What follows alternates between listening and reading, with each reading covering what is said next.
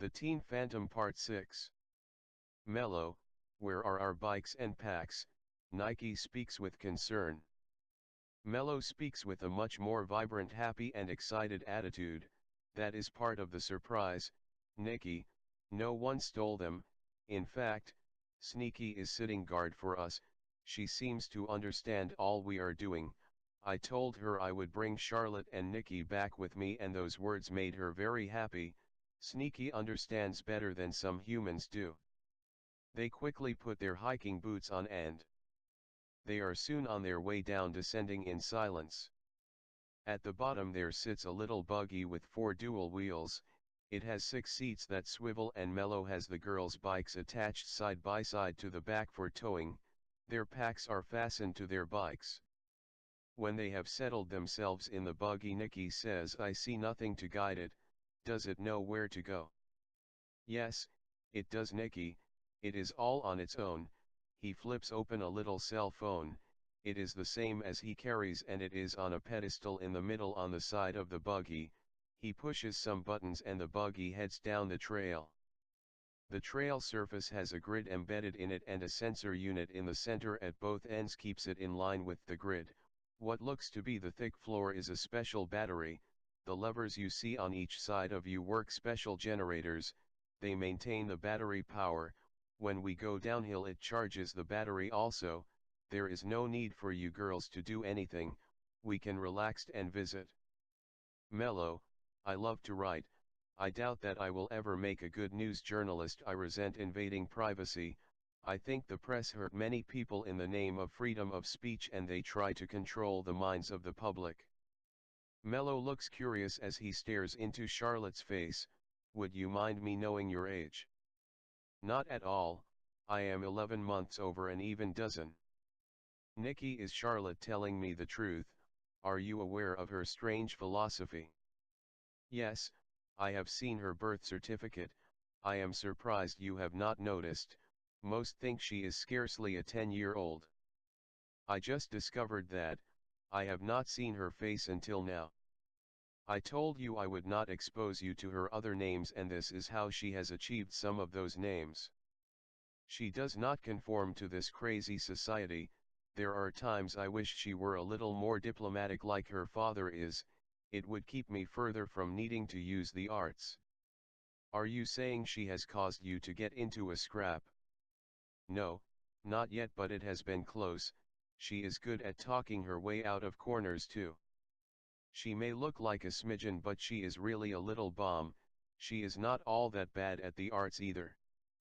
Through Charlotte's trait exposure she stares at her clasped hands in her lap. When Nikki finishes, Charlotte looks up at Mellow.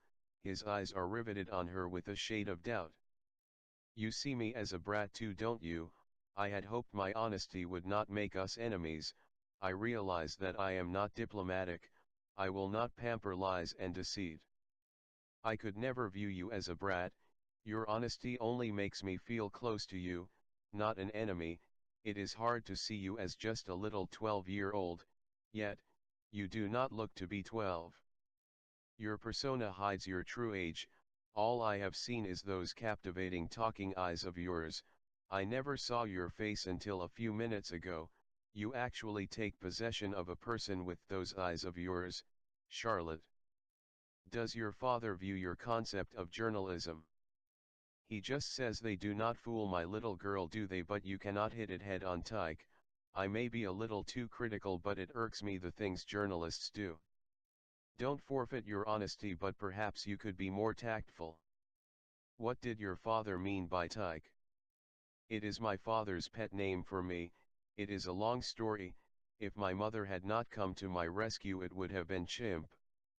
My father says from 6 months old there was nothing my eyes missed. I learned to walk very early. I was very strong and agile. I loved to hang and swing by my arms, so he started calling me his little chimp. My mother opposed it fiercely, and he had to appease her discomfort with a compromise. It was Tyke."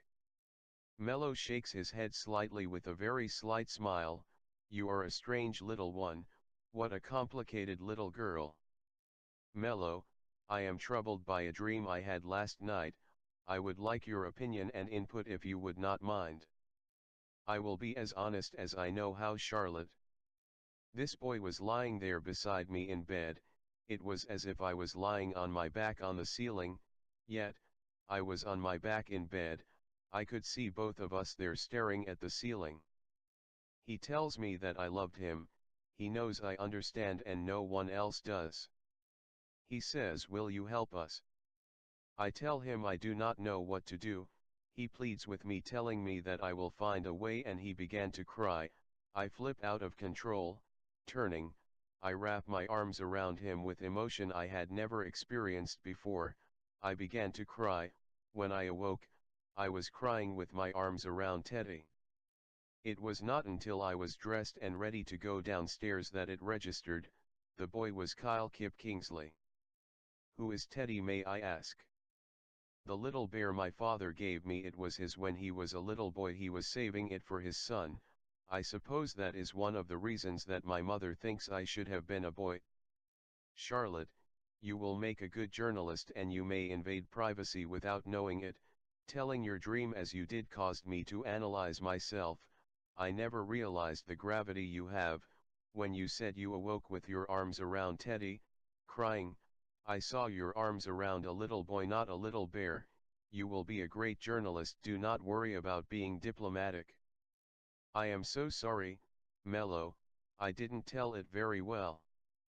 Don't apologize, you told it very well. Who is Kyle Kip Kingsley? Nikki asks with much concern. He made national news about a year ago. No, maybe it was a year and a half. He was 12 at the time.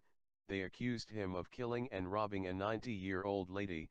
There were $10,000 involved. Only a $100 bill turned up, and it was on him. He said he didn't know the bill was on him. He didn't know where it came from. He didn't even know any 90-year-old lady. There were several high-caliber kids involved. The father of one of the kids was in some government office. They all witnessed seeing him at her house that night. He ended up in a detention facility. He was sort of a loner except for the backpack club to which he belonged.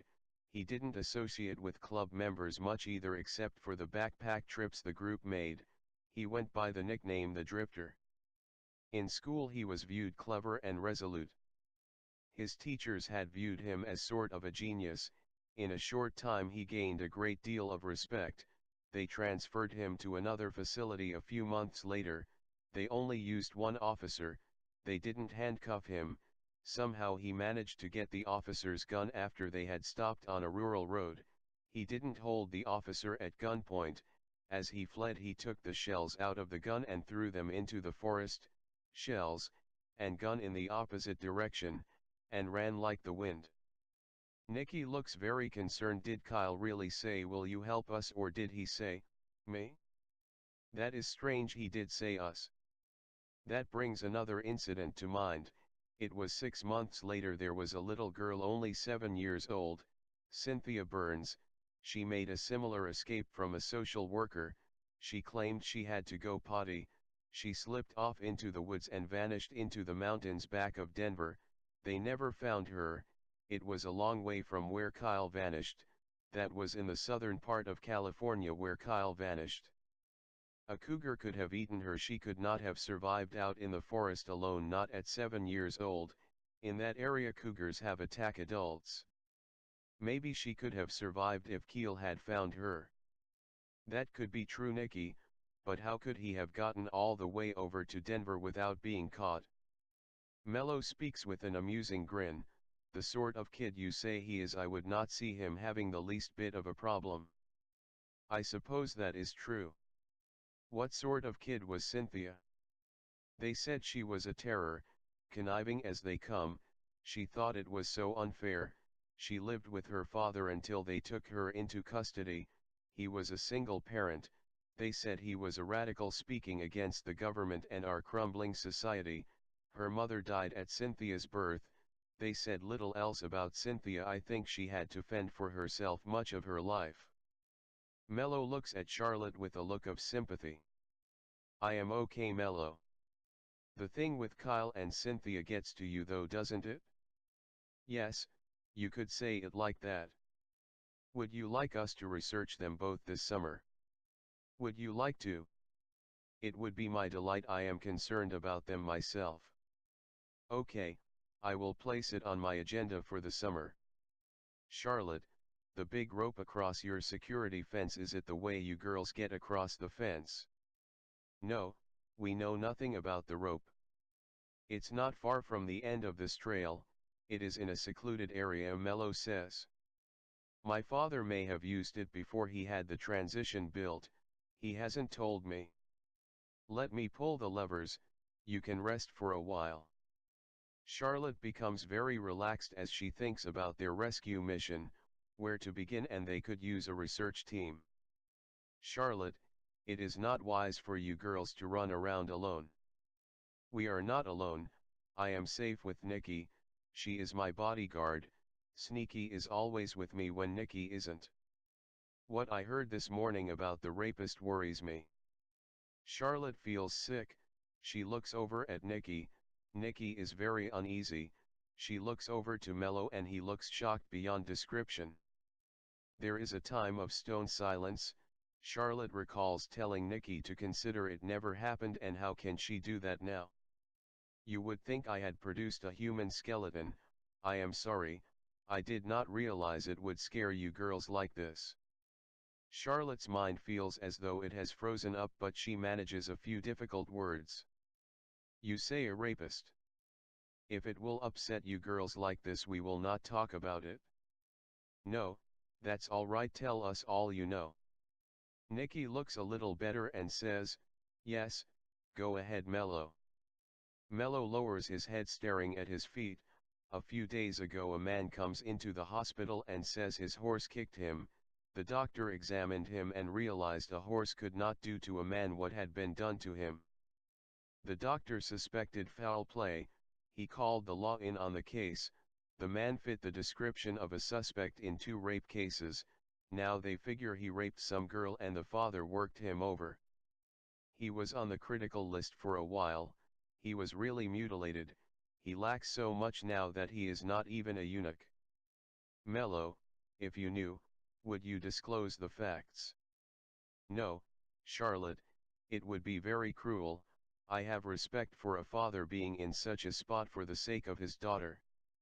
The buggy stops at the end of the trail, Charlotte gets out, retrieving their bikes and packs from the buggy in the haunting silence. When she has finished she gets back into the buggy. Nikki looks much better and speaks. I will tell you about it, I am sure you will keep it a secret. Okay Nikki, I will turn the mics off, the whole trail is bugged with secret mics recording activity 24 hours a day, it will go no further than the 3 of us.